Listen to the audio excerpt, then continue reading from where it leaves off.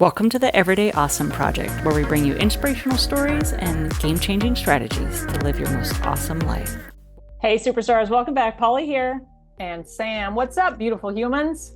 Yo, guys, guess what? We got another special guest. Woohoo! Mark in the house. Manila Magic Mark is what I refer to him. Isn't there a movie called Magic Mark? There is a Oh, no, that's Magic Mike. Yeah.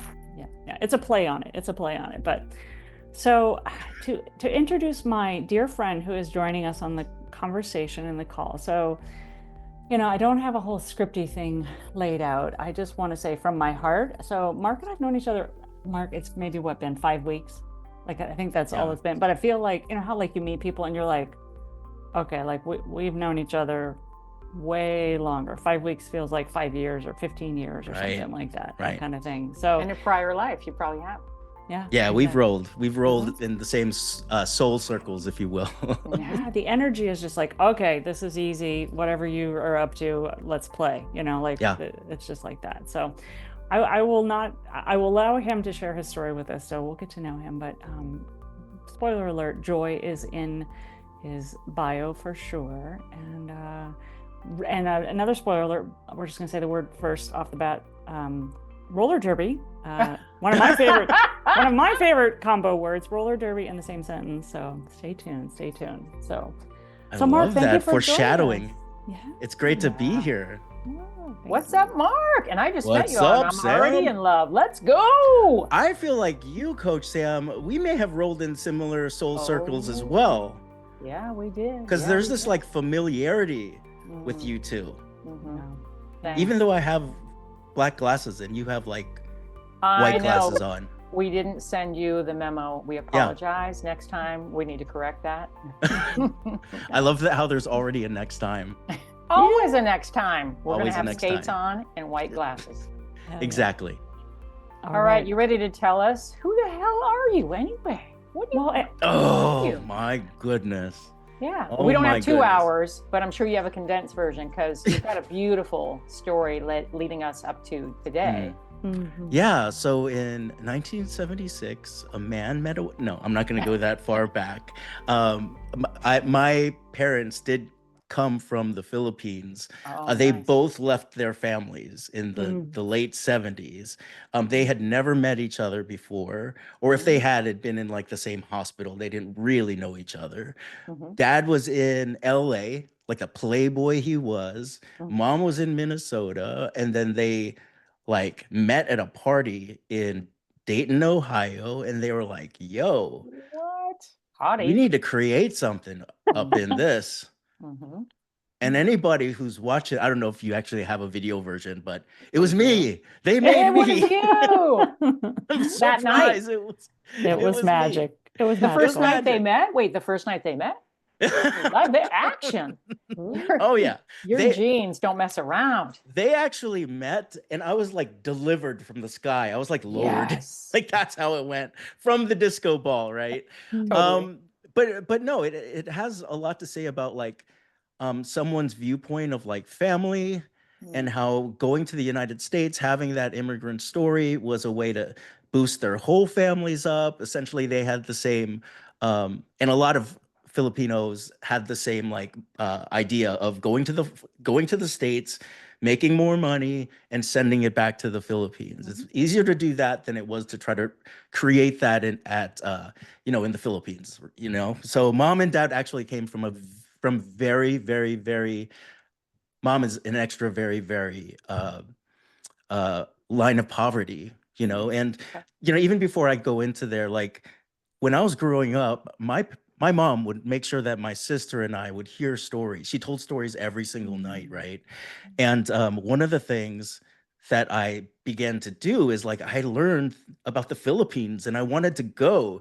And when I actually went there, I was so excited that this was a magical place that my mom often talked about, that I didn't even see the third world countryside of things.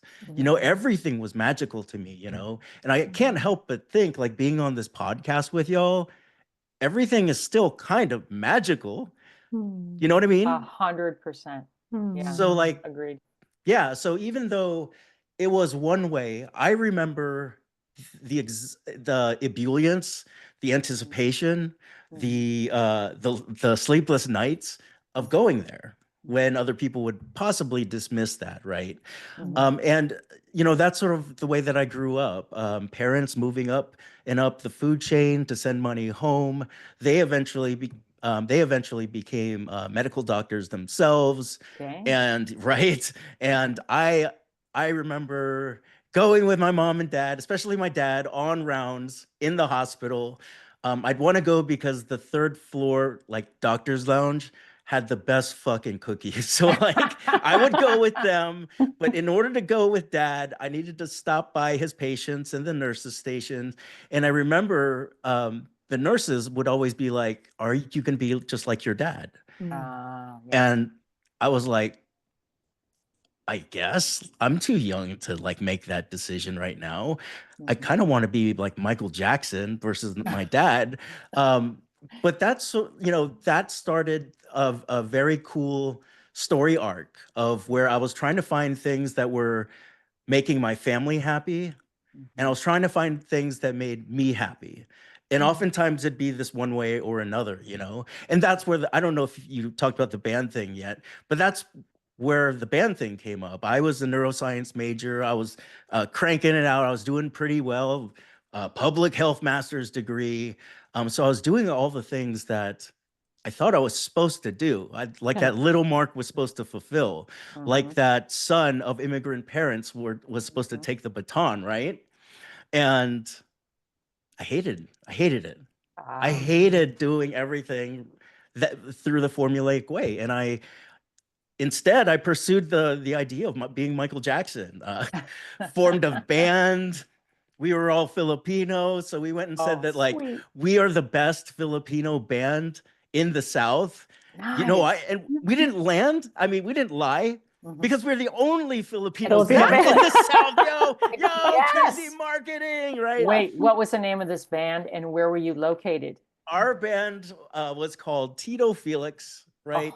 And we were located between Florida and Georgia. Okay. We would come together and we would practice. And the thing after that was we started getting booked. Like you were the best. Yeah, people were like, you really hey, were. dude, like we heard you're the best band in the South. Like, will you come to New York? And we're just like, oh shit. But also like, in terms of putting yourself out there, and even though it was like a band type of thing, I learned so much about showing up fully, putting your whole self out. I learned a lot about professionalism too, because there's some places where you can go unprofessional in that place. But in order to be the best band ever, Philippine in the South, I needed to show up and take care of myself, But there was this one point, y'all, that when I was when I was in the band, I remembered like, okay, this is everything you said you wanted to be when you were a kid. You became the Michael Jackson. You're performing in California and Texas and you're DC. Wow. Why am I still unhappy? Yes. Right? Why? Why you were living the dream, dude. You were living the dream. Ostensibly, right? But when I was doing my parents' stuff, I was asking like, there's got to be more to life than this. Doing this inspecting hospitals thing. And then when I was in the band, I remember a couple of nights being like, there's got to be more to like living on somebody's couch for a little bit, or smoking with Hoobastank behind the stage, like there's got to be more to life than that. And I think that's why I'm here to talk with y'all today, or share my story, because I'm sure, Sam, I'm sure, Polly, that there may be times when you've asked yourself, there's got to be more to life than this. And hopefully if you don't edit this part out, the listener might be saying, oh, I totally have gone through, like, there's got to be more to life than this moment. I know that this is your podcast, but like in getting to know you, is there like a story that you can relate to in terms of asking that there's got to be more? That's a daily question, dude. That's a daily question. Boom. Well, I think that's a daily. Yeah. So Wake the fuck up, people. I have to scream this almost. So it's like, as you were saying, and I haven't had this thought, or maybe I have, and I just haven't remembered it. But as you were saying, there has to be more to life than this. My mind was going, what your soul was saying is there's more to you than this. Oh, do tell. Right? Like, right? So you're like, oh, there's got to be more to life, got to be more to life. And your soul's As kind if of it's going, outside. yeah, like, hey, there's more to you. Like, there's more for you to express. There's more for you to bring to the world, more something that you're here to express. And this manifestation, while you thought it, maybe from your small mind, your, baby Mark mind or something like that, this isn't it. Yeah, you did all this, but no, there's something in the background that's really wanting to express. I don't know. That's just what I was And- getting as you were saying that. And No, the thing is not outside of you, Yeah. right? It's inside of you. So it's not like, hey, there's more to life. When is the pizza getting delivered? Just waiting, still waiting. when I wait for pizza no one's too, delivering that. You got to build that thing yourself. when I wait for pizza too, I swing like crazy on my swivel seat, Because you're waiting for it to be yeah. delivered. Well, But Coach life doesn't Sam, you get just delivered. said, Life doesn't get delivered. yeah. You're creating it. You're making and it. You said, Coach Sam, that you're saying that question every single day. You're generating it every single day. Yep. What does that mean? To me, it's growth. It's evolution. Evolution is an opportunity every minute. Right now, I'm totally evolving in the middle of this conversation with two of the most beautiful humans on the planet. What is my life? Hello? Yeah. But lucky me, right? But like that's a choice. Consciously, we make the choice to show up to these spaces, to be in the game. To be awake and aware, and then show the hell up. Like you answered the calling, the whisper. You didn't go, hey, can't answer that because my parents are calling, or my society is calling, or I'm needed by these patients, or whatever, right? Like all the stories we tell ourselves about what other people want and need. Yeah. It reminds me of, I can't remember who said this, but in terms of finding that voice or finding that purpose to something, a call to something even more, right? I remember someone went and told me like, okay, it's okay. Recognize all the voices that are coming at you right now, right? Recognize those voices. And which one is yours?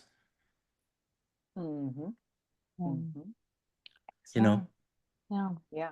But isn't that which one is yours something that we're constantly developing and listening to and trying to, we're always becoming, in my experience. I'm always becoming. Like hopefully the better version of myself, or a progress, you know what I mean? Like not devolving, but evolving. And it's a roller coaster, right? Hopefully, if not, Polly's going to call me up and go, oh, damn, girl. Well, so I think what happens is if you guys are like me, there's usually one voice and it sounds like mine, right? In my head, those are my thoughts. They're not me, they're my thoughts. But because they sound like my voice, I sometimes I go, oh, that's me, and then I have to remember, no, those are just thoughts, right? And it has a different, like I can find the distinction if I pay attention to, the difference between the frenetic fear, like it's a different frequency, right? Of like, Sam's going to say something. Yeah. I love how you guys can read each other's body movements. I call it the evil twin. I'm an evil twin. She sits on my shoulder every now and then. You wouldn't believe the crazy shit she says. Yeah.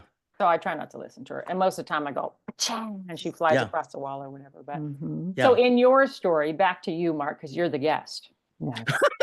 Our audience has heard a lot of our shenanigans. Am I being the honorary guest? I can't just be a part of this? We should have got you a tiara.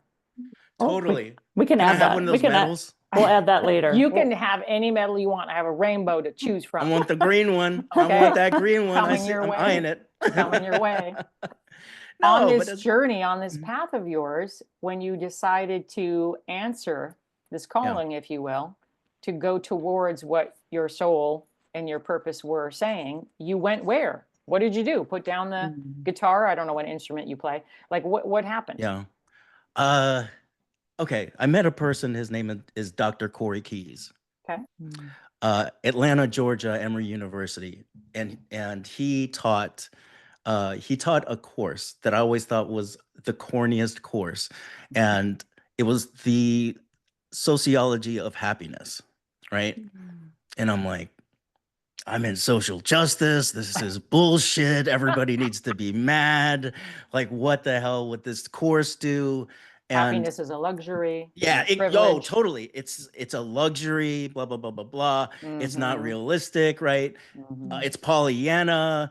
And so I stayed, I was working at university at the time, and I was working in the multicultural, intercultural affairs office, right? And Okay. I was there a little bit later than usual, and I looked at the syllabus to this course, and uh, having having a neuroscience background, I was like, yo, that's a dope study. Like, that's Oh. pretty cool. And so, as a result of seeing some of the things that Corey Keyes went and said, he said that you can follow your dreams like a rock star and feel good in the moment. And you can also go long-term happiness and feel like you're in purpose, like the things like the master's degrees were, right? And so there was this intersection. And the whole time I was thinking it's either this, my own happiness in the now, being a rock star, blah, blah, blah, blah, blah, pretending to be the best Filipino, And then there's this other side in which you are part of a system that is greater than you. And there's two people who left their families, and for 30 years, they wrote letters home. They couldn't text.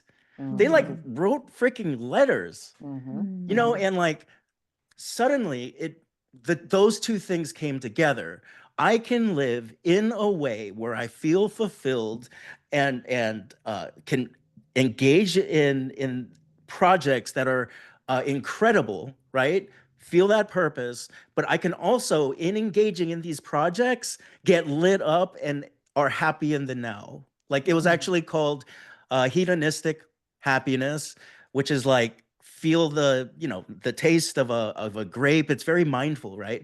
But being grounded in the now and being happy, but also having these projects that just kick ass and you can't wait to talk about, So it's really getting two of those things together.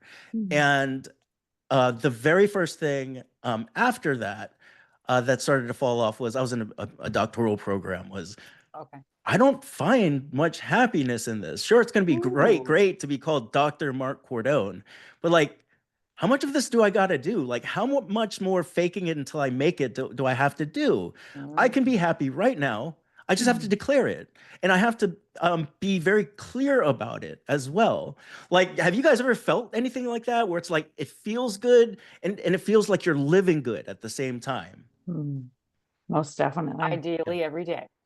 Ideally, yeah. Yeah, and there are some things that you find that magic in, and if you can figure out how to feed that, right, you get a little taste of it, and then how to feed it and move towards it rather than move away from it and all that kind of stuff. Completely. So Mark, daily menu, So Mark, I don't know if you've listened to any of our recent episodes, but Sam has been on a journey of Buddhism and not known it until most recently. So she's like a practicing Buddhist, So she's When you were speaking about that, I was thinking of Buddha, because people are like, oh, Buddhism, y'all just chill out and you're mindful, but you're lazy and you don't do anything. You don't have any like drive or ambition. Buddha was incredibly powerful and driven and motivated and accomplished amazing things, right? As did most of the predecessors afterwards who are still teaching the work in the world. Like, so what I was sitting on yoga pillows, meditating all day long, we're getting shit done. Well, I was going to say, and I don't know if I just brought that up. I don't know if this quote or this phrase is Buddhism, or I heard it from like a Japanese lineage, if you will, which isn't necessarily Buddhism, but it was happiness is not to be found in, from your work. It's found, you bring it to your work.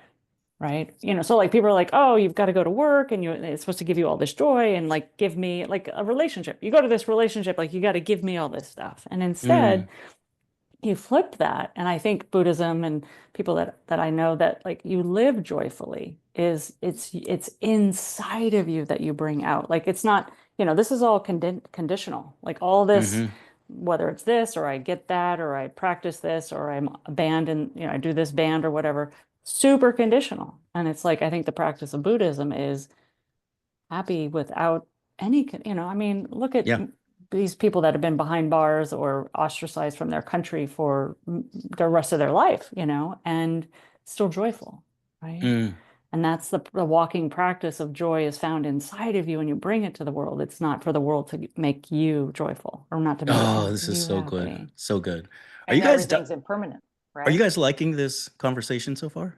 Yeah, we're good. All I'm right. enjoying So anyone listening, hit that subscribe button. Oh, you're By so the way, cute. Mark is a professional podcaster, so he's reminding us. Just being cheesy as yeah. hell.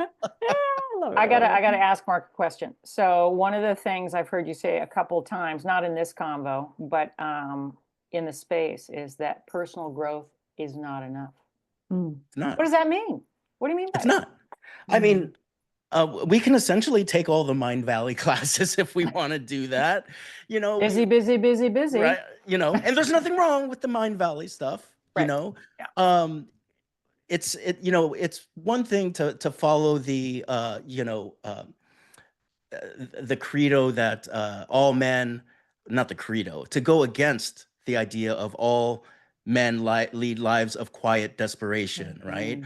There's that. There is, let me go and become a 14th level this and achieve theta waves that, and to do my gratitude journaling every single day.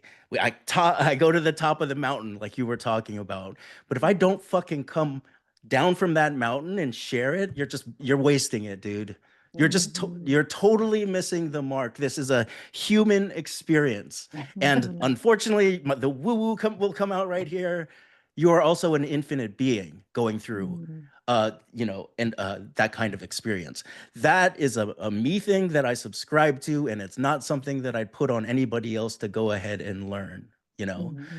Welcome here. Yeah. But there's been multiple moments when I have said, I am completely lonely and I need help, and something has shown up. Exactly. And if you're just chasing personal growth, Yeah. reading or courses or groups or whatever, and not, and personal, I assume they mean like their own development. How much of the growth is being lost, or growth opportunity is being lost, because there's no connection to others or to the fact they're part of a bigger universe energetically? You're right. There is no connection, right? And you have these folks who are completely blissed out, not connecting to other people. For me, just me, I call that and consider that bypassing. Interesting term. Okay. I think, or I heard Dr. Tal Ben Shahar, he had like the biggest course in Harvard history. He went and said, the course was on happiness. He came out and said, yo, if you are constantly happy, number one, you are either dead, or number two, you're a psychopath. So if you're taking these courses to always be blissed out, you're missing the ride. You're missing the ride. And in Buddhism, suffering's at the core of everything, and that means different things for different people, but like that's where all the growth is. So why would you want to avoid it? Completely. I mean, I'm an ultra distance athlete, ultra runner, and Iron Woman and all that kind of stuff. So like suffering is part of the game. I say, sign me the hell up for that. I go willingly looking for it. When my life gets really comfortable, I go, oh, I should go do some epic shit that's going to be incredibly uncomfortable and painful and explorative and maybe dangerous and sort of absurd. Sign me up. Yeah. And what's the payoff at the end of those things? When you go and sign yourself up, you're going to suffer at some point. What's the payoff? Well, it's like the work that you guys are doing with Landmark. Like the payoff is that you learn so much about yourself and the internal space that your body, is a meat bag or a bone skin bag or whatever. So you learn what's going on inside that, but then you learn so much more about the world because you're willing to be open to that. So like it really just opens you up, sheds all the baggage and BS and drama that the external world has laid upon you, or you've laid upon yourself, that you're carrying around, like a backpack full of rocks.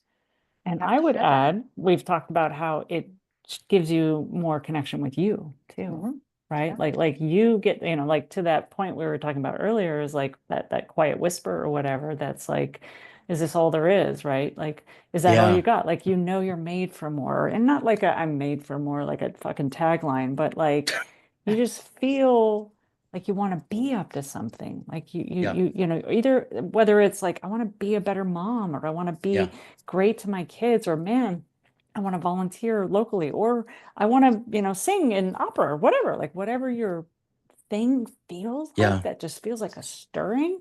Like, Yeah. like Sam and I are like, if we were with you, we'd be like, go, go, you're doing that, you know, like Push from the nest. just, yeah, like get the fuck out there. And I Figure think, out what you're made of, Yeah. right? If you're trying to get up to stuff in life, it requires some mental and emotional strength, Yeah. right? I Some have a question physical for both of you. fortitude. Oh, no, no, no, no, wait, this is our podcast. Hey, No. now, Mark. I love it. I love it. No, please. He's like, oh, hell yeah. Standing down. We put some No, coaches please, I'm in a kidding. call together and it's like, watch the hell out. Coach Sam, Coach We're Polly. so funny. No, no, All right. please. Can we have growth? Can we have growth without suffering or pain? Yeah. We're going to have different ideas about that. I'm Okay, 100 do fucking tell. yes. So I'm We 100%. can have growth. Okay. Absolutely. So I'm a no. I'm a no for that. Okay. That's so a no for me. yeah. Well, this is where Polly this first, is- then Sam. not that I'm I an haven't- expert in suffering. Not that and not that I haven't been through some pain and some like, oh damn, why did I do that to myself again? Whether it's a relationship, whatever. But like, I think some of the most beautiful growth, two of the areas that I love having growth in is on account of someone else. So I grow when other people are growing. Like I don't miss their lessons. That's like, so I'm like, damn, I need to learn from what that whole life, you know, what that life experience. That's one that's like, oh man, so I don't have to suffer. I just have to go like pay attention. And the second is oftentimes, you know, like one of my mentors says, like our well-being is like a cork bobbing on the surface, right? And then we push our cork down, like we do things to it. So it's actually letting go, like, you know, sometimes you have to have this suffering. It's like, no, you know, like you can be up here. So I subscribe to that model, and I agree with Sam too. Like you can have rigorous growth and learn some things and stuff. But I also feel like I can sometimes just shift a thought, like just like disappear. Like I'll just like pull it from behind. I'll be like, oh shit, that's been back there. Like that's been running the show. And it doesn't have to be painful. It just has to be willing. Got it. Like a willingness. So, but What So about is letting you, though, go of- Mark? yeah. Say Wait what? a minute. You didn't answer the question.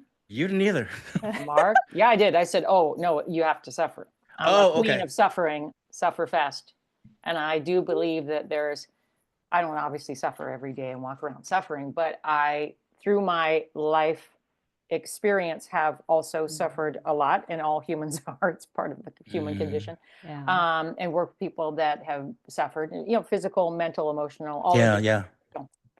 And I believe that the growth that lies in that is priceless. And too many people turn away from it, try and avoid it, numb it, paralyze it, ignore it, and all of that kind of stuff. So my philosophy is just like, uncork that shit, and let's just do it. Let's just do it. And if you need to go through it with other people or whatever it is that you need to have that be released from your physical body so you don't end up with disease, I'm about that. But is that the same thing for both of you? I will, I promise. Okay. But is that the same thing for either or both of you, that surrendering, like the act of surrendering is a big part of it? Like when you're talking about the bouncing of the cork, right?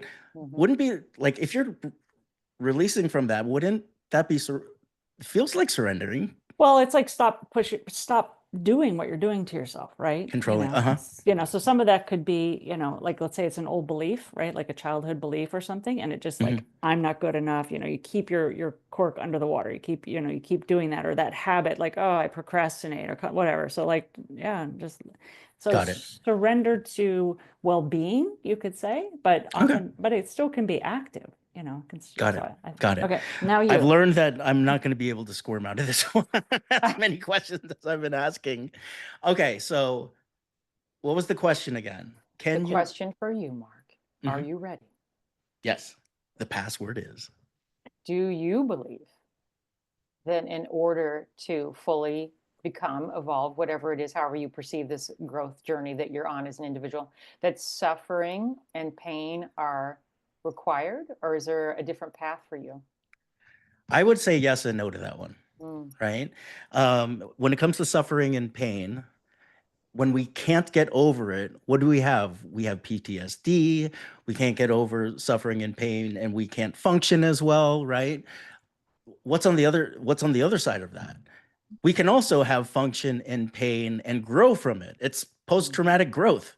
It's that's the piece that a lot of people focus on, the main thing. And and I do believe in both of those, post-traumatic growth and then like trauma that stops you in your tracks, right? But then on the other side, well, let's talk about like uh, amazing experiences, ecstatic experiences, right?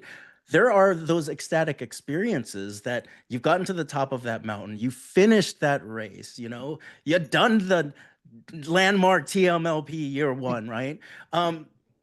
And as a result of experiencing that, you will grow. Just being like, oh my God, I'm going to duplicate. It's not going to happen everywhere, but I'm going to duplicate that at different times in my life, running a marathon, those sorts of things. Yet, there is another camp. Wait for it. There is another camp. And I don't think this has been totally talked about a lot. So bring these people onto your show. There's a camp that goes and says, you can have a positive experience. And as a result of that positive experience, you crash and burn, right? Look at both of them. If you see this video, they both went like this. Well, I've seen that crashing and burning. That's Olympians, like Olympian, they go their whole life kind of thing. Like, yeah.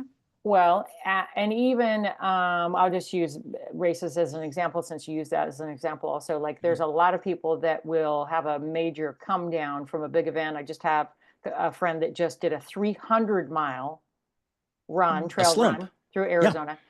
And I've done some crazy stuff like that, not that one, but whatever. And then afterwards, there is this coming down, if you will, that can feel a little bit like depression, but same for like building a business. So it's like, what do I do now? Yeah, exactly.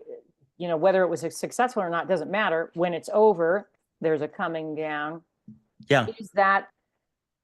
But it depends how you perceive that coming down experience, because to me, that's a recovery phase. Yeah. And I think that's something that happens quite a bit, right? And like your body is used to putting so much stress on it that when you stop, there's like, okay, what do I do now? Or right? your brain. Yeah, or your brain. Yeah. Yeah. Being in school. This is more along the lines of, oh my God, I just won an Emmy Award. What if they don't know who I truly am? Like, and then they give up on trying to go after the Oscar or the Emmy Award or whatever. Tina Fey in her book, Bossy Pants, talks about this because when she was, you guys. She's awesome. Yeah. So she was writing about, once she started to like gain some acclaim from people, she was scared shitless about like, what if I'm a fake?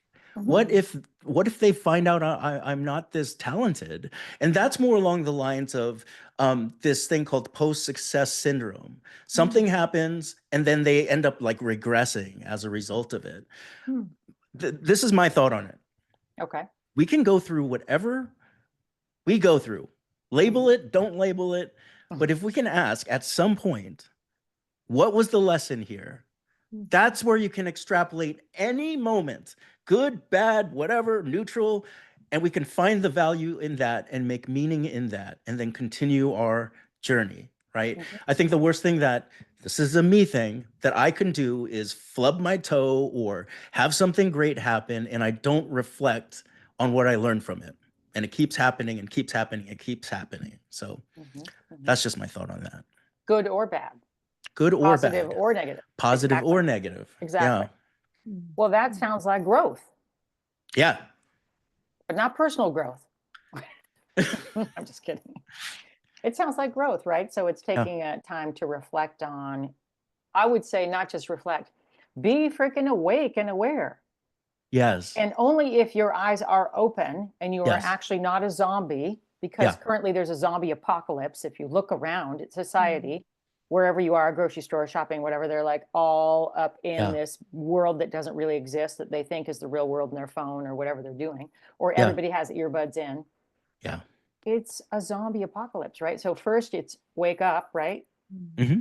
And then after you're awake and your eyes are open, what you're saying is pay attention, whatever's transpiring, and learn something from that. That's kind of the Yes. definition of growth, I guess. It's also something you guys talk about in your podcast a lot too. So yeah, For sure. Being awesome. You know what else we like to being talk about? awesome. That's, I was just going to say, I was like, well, the other one I was going to say is creativity. And one of the things I Ooh. recognize and appreciate in your brand is Yeah. Cordon Creative. And so I would love to hear, you know, I hear the musician side, you're obviously a podcaster, so you're like putting the word out and, you know, interviewing people.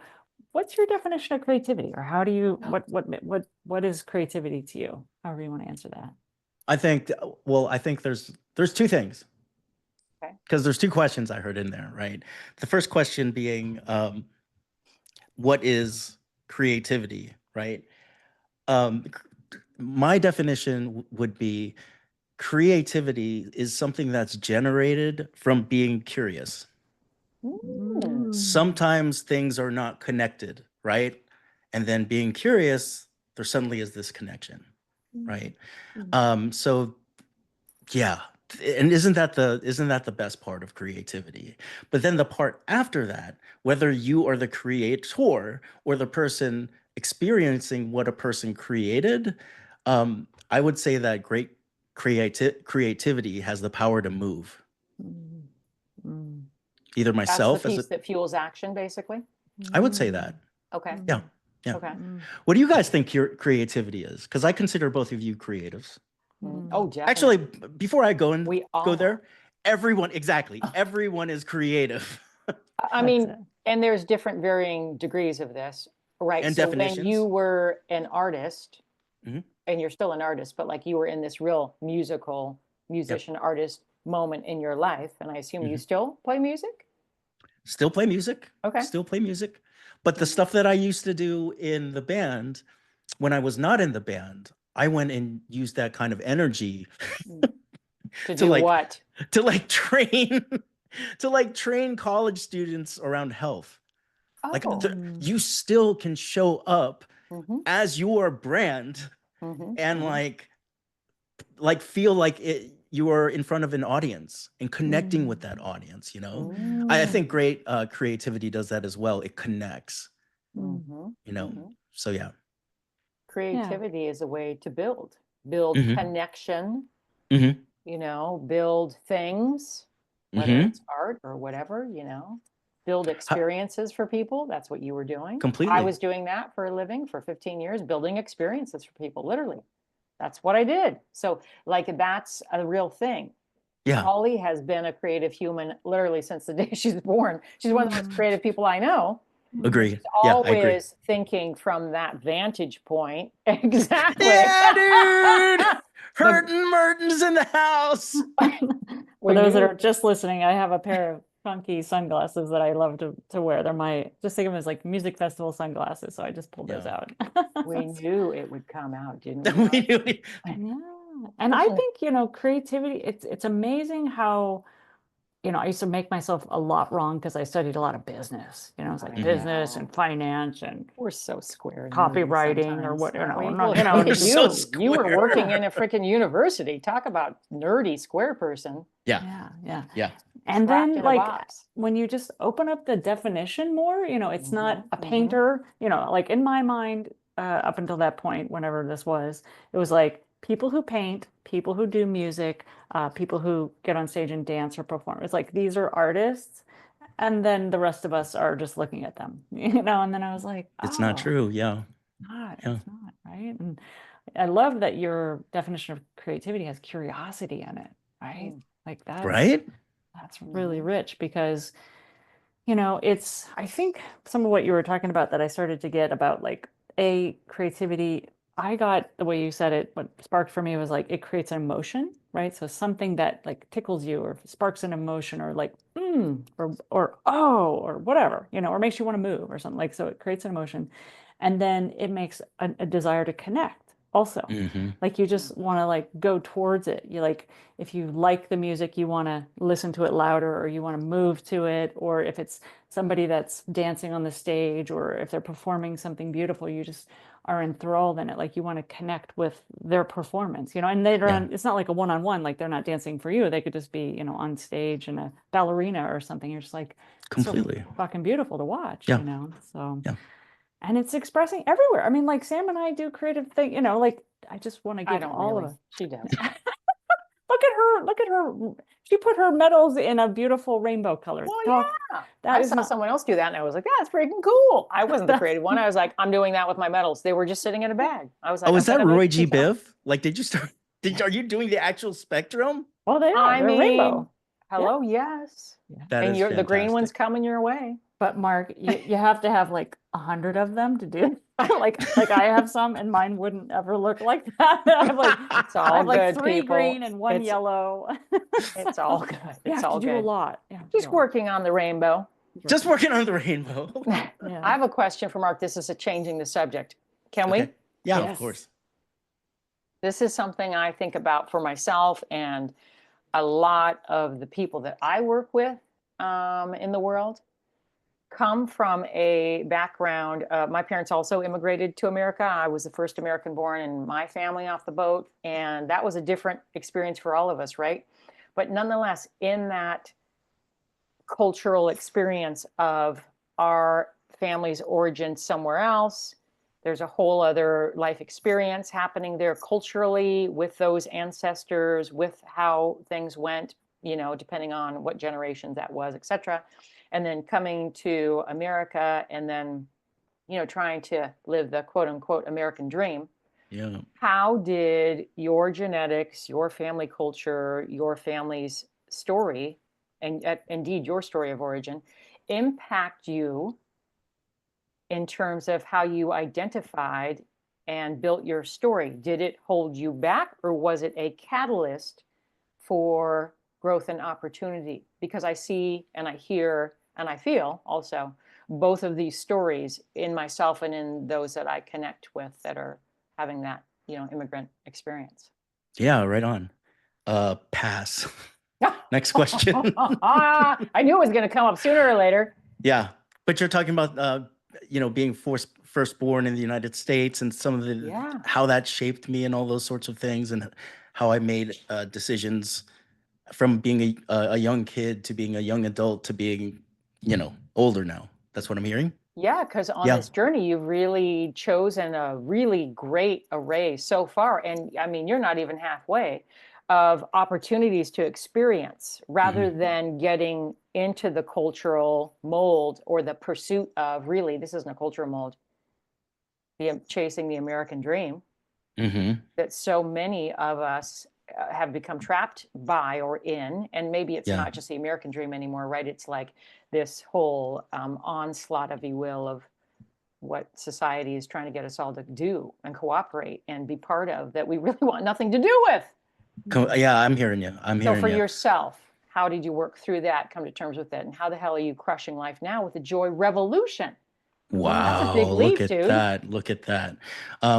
Well, I guess to start, the reason I am where I am right now with the Joy Revolution is that the journey was paved with a lot of insecurity, Okay. feeling lost, Mm. sadness, depression, not showing up, you know, just satisficing people, not fully self-expressing, you know, Okay. and so that's part of it, you know.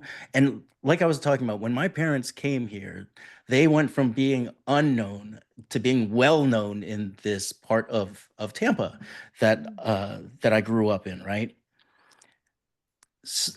My experience for the greater part of my life was this: Mark, you are too Filipino to be white or American. Mm.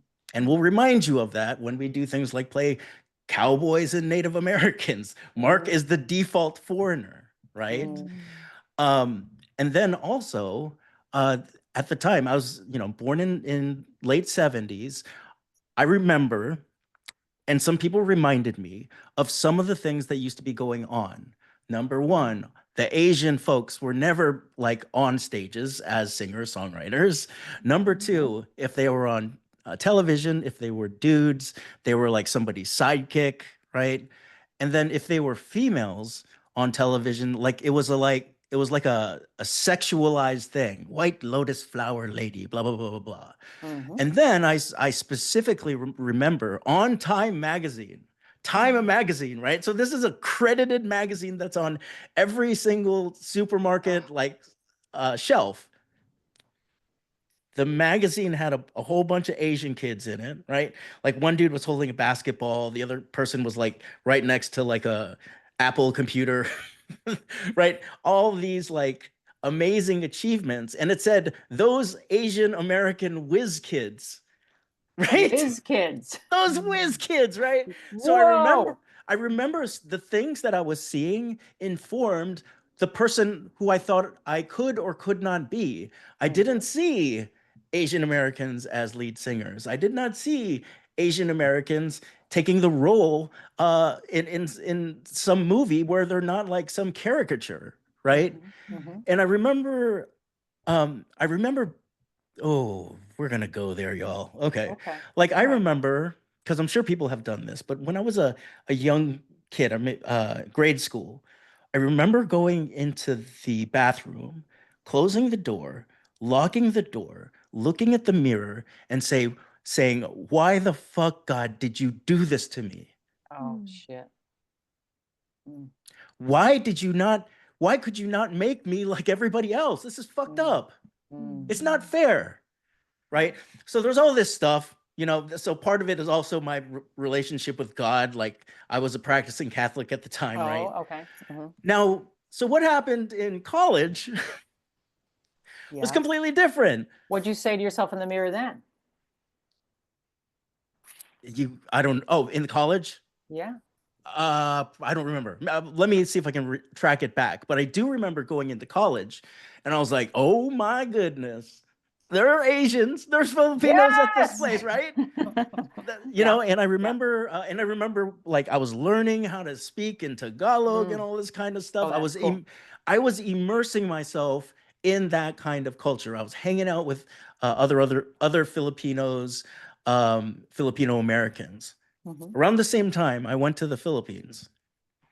They do this thing called a manopo, right? To your elders, if you're the younger, the elder will put out their hand like this, and the younger will take the hand and like bring it to the forehead. It's just a form of expression. I went, all my cousins went and did it, but then when I went to do it, they were like, "No, man, Americano." And I'm like, bro, like I'm too American for the Filipinos, right? So I would say that there was a lot of like confusion going on. I just didn't know where I didn't know where I belonged. I needed to choose either or. I needed to code switch. When I was with Americans, I would show up this way. When I was with Filipinos, I'd have a different set of jokes. Wow. So just to bring this all together, I found a person, I believe it's Jane Yang and B. Kim, right? They had this model to look at multiple identities, American Filipino identities. So have you guys heard the term of acculturation? Acculturation? Yeah. Heard of it, but I don't know how to define it. No. Yeah. So acculturation is when you're from another culture and you come into the dominant culture and you change your behaviors around that. You acculturate. And a lot of people who come from, different parts of, the world will do that. I don't know if your parents did that, Sam, but like for my parents, there was a lot of acculturation. But then what I never heard of before was enculturation. And enculturation is when you, the minority, go into the majority and you keep the values that you came with. That's beautiful. So when you mix acculturation and enculturation, you get to create like this third space of being that you want to define, but also being aware, what do I get to keep from my like value system, and what do I get to bring in from that value system? from the former value system. And I That's can't help beautiful. think that like this is not just a race thing. No. We are very multi identities. Oh, totally. Even Right? people that go, we'll just use the United States because we're three in the United States, but they go from state to state Oh, are completely. doing Yeah. this, right? Like all of a sudden, the guy from Texas who was a rancher or a cowboy or whatever comes into California, and all of a sudden he's got flip-flops on and beach board shorts and whatever, and a cowboy hat or The whatever. record scratch moment, right? Right? Like I have this part of me that I care deeply about. That's who I am. It's part of the fabric of my being. Mm-hmm. And genetically and culturally and so forth. And I'm proud of that. And Completely. I want to be that person still. I don't want to be you, y'all. That's how you say y'all. And I think the people that we admire the most, they just self-identify. Mm-hmm. Unapologetically They create themselves. that identity. Like so I good. mean, I don't know. I think we're so pro Maverick, like we would vote for like get the hell out of the mainstream so much. It's like get on the fringe, not be the majority. No, be the minority. Like we're the minority of one, each of us. Like we're all freaking snowflakes. Like stop trying to blend and vanillaize, homogenize down the middle. Fuck that. Everybody be like everybody's got a lane. Everybody's got a lane. You don't need to look like my lane. I don't need to look like your lane. I respect yours. You respect mine. Okay. Like, like get after it. Like all the, go ahead, Sam. But Mark is in his being, I'm going to speak for you for a hot second, my friend, sorry, is just so like beautifully demonstrating that by who you are in the world, who you're being, how you're speaking and the stories that you're sharing, and then the work that you're bringing to the world. Right? Like, so you're modeling it for other people who feel radically uncomfortable here. Sure. We need these role models, these models. We need people like you of all types. And I consider both of you like doing the work as well. I do it for the old lady club and many other spaces. I'm like, hey, y'all, I don't care if you have gray hair. Hello. Like, this is how we roll, Love it. But if you don't show people what's possible, then maybe they never know what's possible because they're so entrenched in the story that they were sold and they bought into for themselves, the limiting stories and beliefs, right? It's like a freaking cage.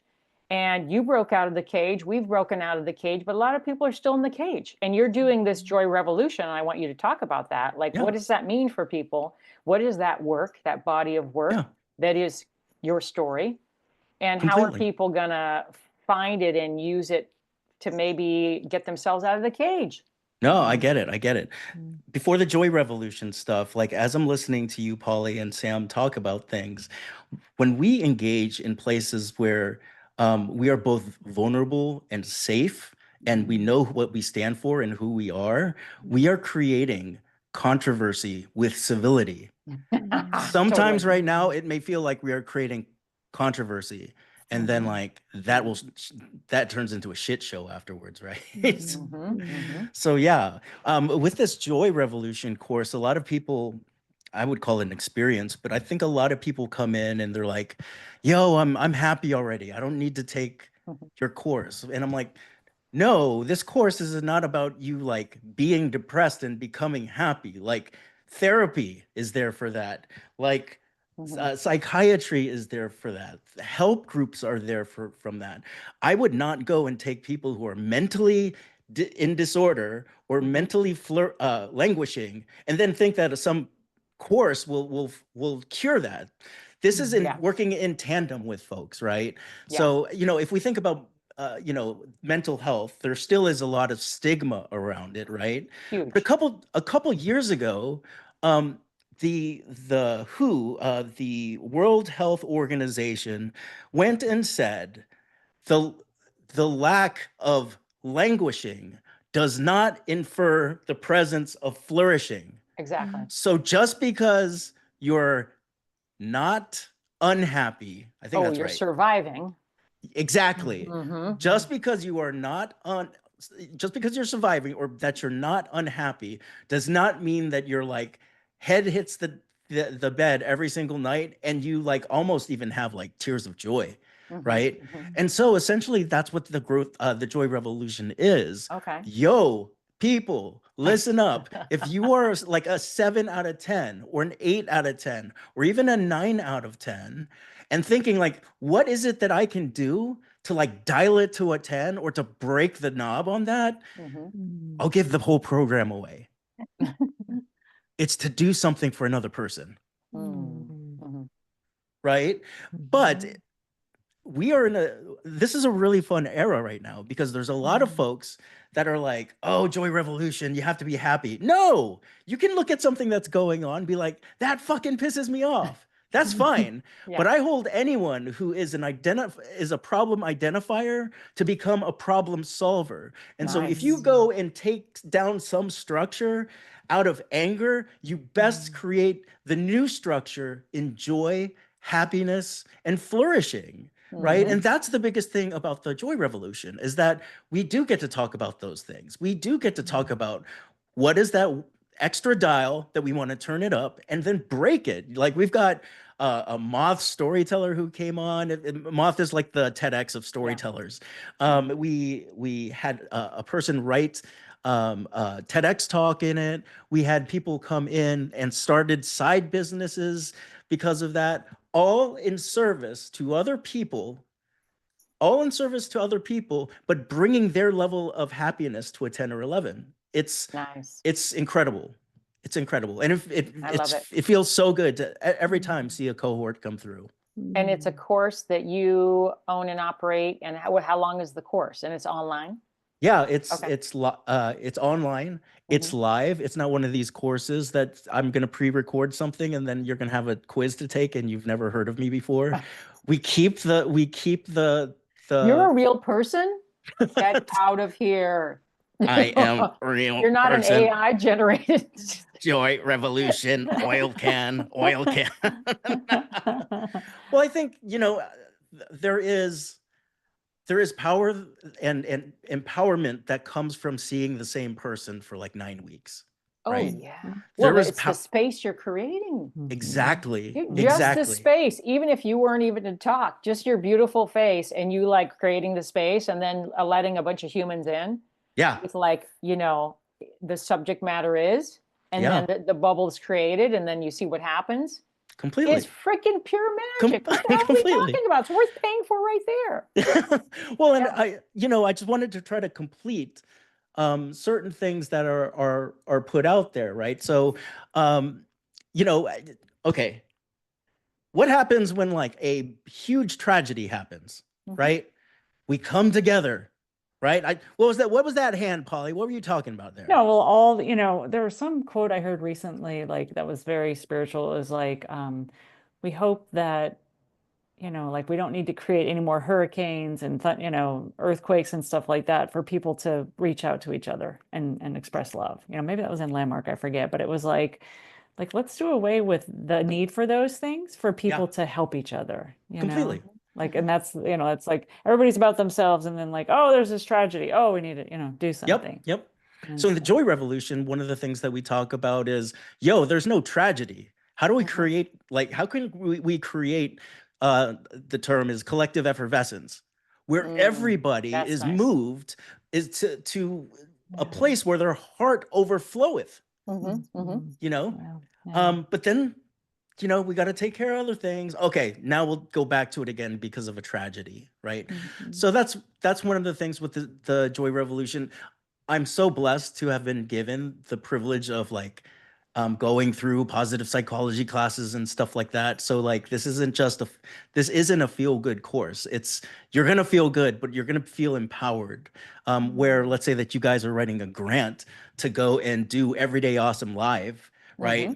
You can use the research that I gave you from the Joy Revolution course to go and get that grant for yourself, Nice. And so it really is moving a lot of things, and then on a regular basis, I get to see people lit up, so yeah. Well, I want to share with people that I don't think we got to yet in this conversation that I just want to insert in here because we heard a lot, a little bit of, how you were growing up, the marginalized and that feeling and, what's wrong with me in the mirror and stuff. But There was a period, and I don't know if I had this for sure, the angry teenager years, like angry at the world, mine was mostly at my parents, mom, whatever. And it's like you were up to social justice Yeah. in a like angst way, right? And Yeah. somehow you Yeah. transform that. What I hear is the transformation that you've been through, your journey is social justice still is what you're up to. You've just transformed how you go about it. And what was that for you? Like where did that Yeah. pivot happen? What had you go, oh wait, maybe we don't have to fight against each other. Maybe we don't have to fight for my voice. Maybe I don't have to go against what you say to be heard, but instead there was a different way. What was that for you? Oh my goodness, you're asking me to like share a secret here. Uh-oh. Uh-oh. So Didn't know it was a secret. This is great. yeah. So so I just thought the way that you operate with social change is to be pissed off, right? And like I said, you can be pissed off or whatever. You just need to use the energy to move forward. Um, the turnaround was the the turnaround was seeing Dr. Keyes's what is it called? His syllabus, right? Seeing that like really expanded my mind to it doesn't have to be an us versus them, and you need to just get off it, Cordon. Like you need to just there's more ways to create change work, Now, in terms of like moving forward, here's the little secret, right? For the joy revolution, I guess you would go and say there's the green drink and the milkshake, right? Let me give you the milkshake first. You're gonna go from an 8 to a 10 to a 12 to a 15, right? The green drink is you're gonna serve the shit out of people. And so people will come in, and it's not like I hide it, but people will come in and it's up to me to give them that milkshake, right? But then when you're in a circle of people who are like, yo, there's massive momentum, there's been activation energy, there are other people that are supporting people's joy revolutions. Like suddenly it's overwhelming, and it's just so much fun. We just closed one of the joy revolutions, and the way that we close the joy revolution is talking about what we've created and what we intend to continue to create. And I mean, it's just moving, it's moving, seeing someone come in and are like, yo, I don't know what I'm gonna do. And suddenly she's creating these short stories. She's looking to get into Moth. All of that is the milkshake and the green drink at once. And by the way, shout out to Scott Martin for coming up with that term. So I don't know it. What is it? I can't steal it. I can't steal the green drink and versus the the milkshake. milkshake. Oh, I thought you said moth. I don't know what the moth. Moth is a analogy. storytelling platform. It's amazing. Are you gonna do it? Are you gonna do a story, Coach Sam? Do it. I should. She should. I have What some needs stories. to happen to take the should away? Not much, but what I was thinking about when you were telling that story is that what you're saying, or what I'm hearing, tell me if I'm wrong, is that anger is contagious. Exactly. And so is joy. Yes. So if you get yourself in this cycle of being in a community with social justice work or whatever, fill in the blank, in your work environment, in your home environment or whatever, where there is this underlying anger Yes. that is brewing. Yes. Well, every day you're going to wake up and feel more angry. You're gonna feel like shit. Until you're basically busting down walls and lighting buildings on fire and whatever else is happening. Of course, that is a type of action. But another type of action could be that there's so much joy in the room, in your revolution, in your groups, in the space that you're curating, right? That the same type of action in a positive way, actually more powerful, right? Because ultimately, that work that people are putting out into the world that is joy-filled will have a much bigger impact than any of this burning down buildings. And, I'm not saying people shouldn't march in the street and all that stuff, right? There's a time and place for these things to be happening. But if you can take what you're saying here and make joy what is contagious, that's transformational as well. And sometimes people forget that. Completely.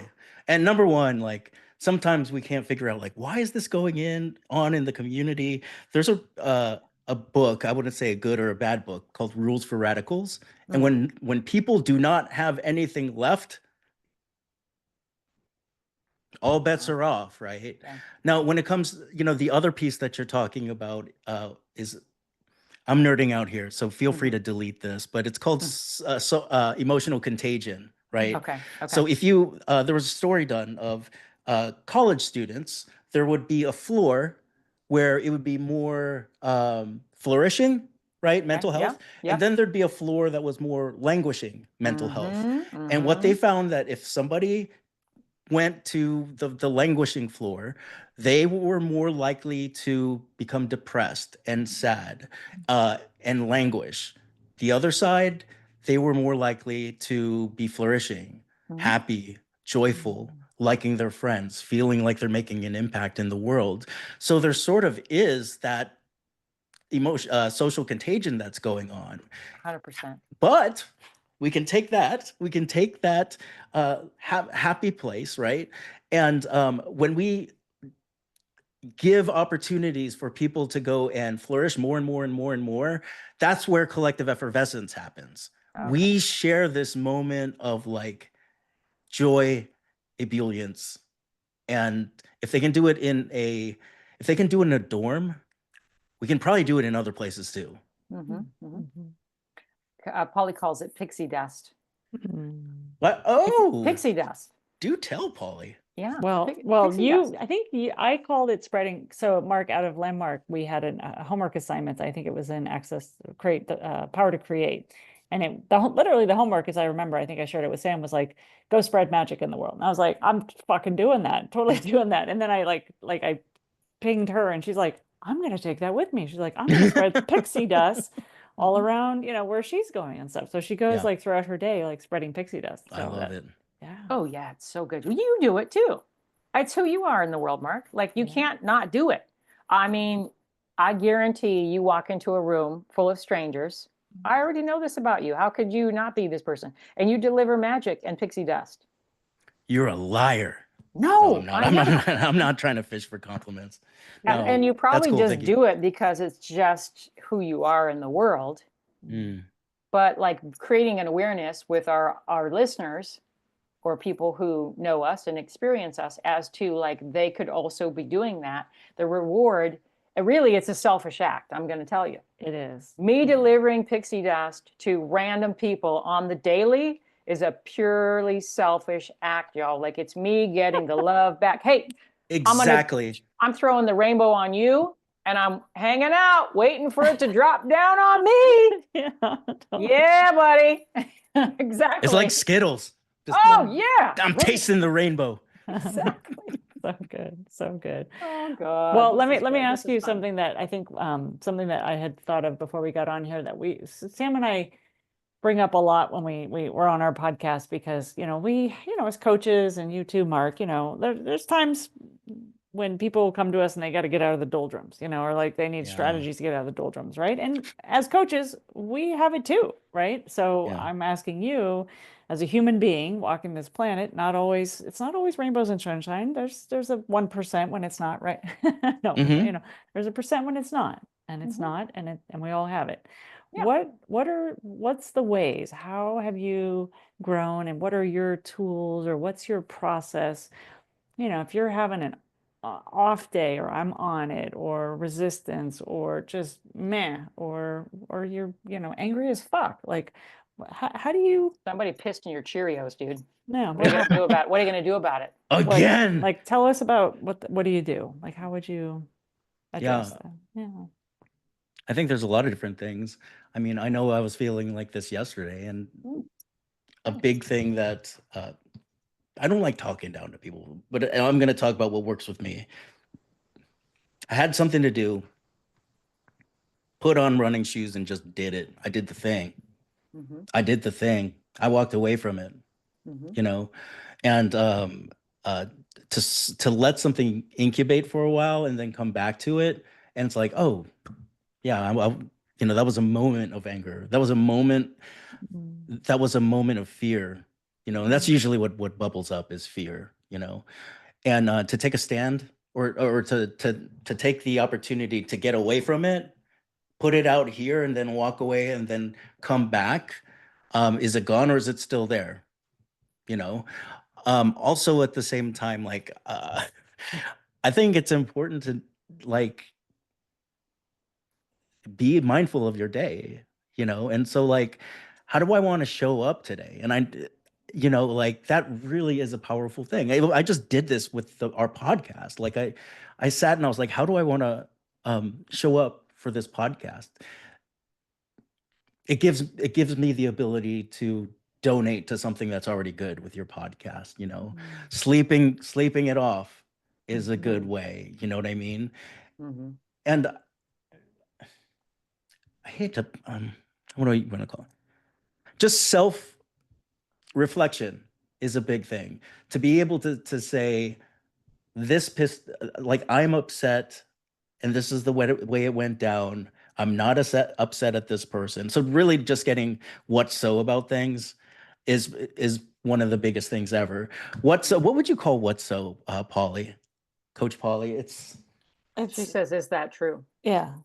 Is that, well, that's another strategy yeah. that I have. Yeah. But like what's so is so in Landmark we say what's so, okay, so what, right? So so like a lot of times what happens with people is there's the thing that happened and it's a finite thing. Joe hit the dog, right? And then the story that upsets us is, way bigger, like Joe's an asshole and Joe's always doing that and, Joe's in my yard or whatever. Like the story is what blows up. It's like, okay, this happened, right? Somebody didn't show up on time. Yeah. What the what's so is they didn't arrive on time. The what's wrong is what upsets us. Right. And completely. So it's like, okay, so what he's talking about is like, just say what's so that you can kind of take the steam, the heat off of the moment, like sets your, your fire up through your head. And it's like, okay, we'll take the steam out of it so that you can just be with, well, that was the thing. Okay. And it's not so bad. Usually it's like little shit. Right? Yeah, it is. And completely. It's inside of us that the story lives and the dysfunction or the thing that happened 15 years ago that hit and reminds me of that makes it all wrong and makes me we sure make shit up on a regular basis. We make a lot of shit the up mind is a meaning making machine. That's what it's its job. It's narrating your life and it's not always like happy times. No, it's got so I don't know about y'all, but there's been days where like I went from like seeing a roommate in the morning and then like after they left, I started thinking about something. Oh, did they say that to me to piss me off? Blah, blah, blah. And then the next thing that happens, at the end of the day, my roommate comes back and I'm furious with them. Right. And so like, Polly, you are that's so true, right? Because like any pockets where we lack details, we'll freely fill them in. But if you don't, I want to hear what you guys do. In terms of going through that. But since you asked me to share, there's a nice one, HALT, that I love. Am I hungry, angry, lonely, or tired? Right? That's a nice little check-in. Self-determination theory, which it just basically says this. Am I choosing to do this right now? Like, for example, am I choosing to be on this podcast, even though I'm angry and have crushes on both of the coaches at the same time, right? And then it's like, yeah, I get to be here. I want to be here. And then asking myself, yourself, what's the meaning in all of this? What is that meaning? So like that meaning making machine stuff is a big deal. So I'm glad that you brought that up, Polly. And I love, and this might be coming from my Buddhist, I'm in the middle of learning all these things about Buddhism and it's fascinating me, but just not having any agenda. I'm just becoming more and more of a fan of like having no script. Yeah. Polly's like, you already were doing that. No, I'm doing that like at another level in my life, like just showing up and being like, I really have no clue what's going to happen right now. Hi. What? So Samantha, and just being like so aware that I'm just here to be here with you. What are we going to talk about? How are we going to be? So I can get out of my own head and really be listening and feeling, even more importantly, feeling what's going down. So I can then contribute back that positive energy and just be really open to anything is possible here, rather than showing up to the party already like, I already know the guy's a jerk and they're going to say this and I'm going to do that. And then I'm in my head, this is how I'm going to counter that. And this is how I need to show up. And this is how they perceive me. So I better, like this, it's not a game of chess and checkers. Yes, Like, yes, you're so good. Well, But Samantha plays a game. So she's the ethereal diplomat. That's what I call her, right? So the her, ethereal diplomat. yeah. So Ooh. she is Switzerland out in the world, just walking around, queen of Switzerland. Everything's good, y'all. Everything's good. Yeah, she just flies the Switzerland flag, like, which means like there's no problems here. This is a neutral country. There Like shouldn't be most you- of the time. you come into Samantha's space, it's neutral, and then it's leaning towards things are good, y'all. So like people Oh, come I love and that. resolution and people- problem solving and resolution, which is what you tapped into, Mark, too. yeah. I love all of that. Right. Yeah. And it's a beautiful space. Like I don't, Mark, as much time as I can spend around this woman, I just try and learn it and absorb it and osmosis it, because it's just her way of being. It's not like a contrived, it's not like, like I get you, like I'm totally like you, like, oh, if I'm going to go on a podcast or if I'm going to make a tough phone call or something, like I'm going to be intentional about it. Like she can't help it. Like she's so conditioned it's that it's unconscious consciousness, it's Yeah. like who she is as a gift to the world is Switzerland. And her beauty in negotiation and people, on either side of the table, like having strife and stuff like that. So, and even, yeah, it's a beautiful way of being. Why do So- I see so much completely is. conflict, Mark? No, but because You they know need why? you. again, selfish. It's all about me anyway. That's what I want. Yeah. Okay, so I want to show up to that space. I want the gift from that person as well. I want this space. I want the, Yeah. like that's what I want. So if I want that in my own life and experience, I sure the hell better deliver that. That's true. It's my responsibility. If I deliver Corey- something else to the party, you're going to get that back, right? Completely right. And Corey Keys would Corey be so Keys. proud of what you just said, right? We got to get Corey Keys, the four Right? of us. Because- Hook us up. Because, Hook us up. because here you are, like absolutely loving what you're doing in life, right? You're feeling like you're having you feel great. You're giving it away, right? So that's that feeling of living the life well lived, right? And then like you're talking about it, it's very selfish because you're getting something back. So if you're getting something back and you're giving something away and it's the same thing, that's what Corey Keys would say. That's the key to flourishing in the world, right? Okay. And it seems so easy, but sometimes it can get really tough, especially when we think of our parents being immigrants, or we think about the context in which we're growing up, where people are not empowered to do well, right? They're just empowered to be sheeple, so it's really simple at first, but also there's a lot of context that can make navigating it pretty hard. And I love talking to you guys about it, and I love talking about it in the Joy Revolution too. So That's Well, what it is. I just appreciate, I want to acknowledge you for, because where I started in my journey in social justice and environmentalism and things like that, the things that I saw at the time, and this is many years ago, was a lot of the anger, like I was participated in protest and like sit-in kind of energy and stuff like that, and then I also found my way to the other side, the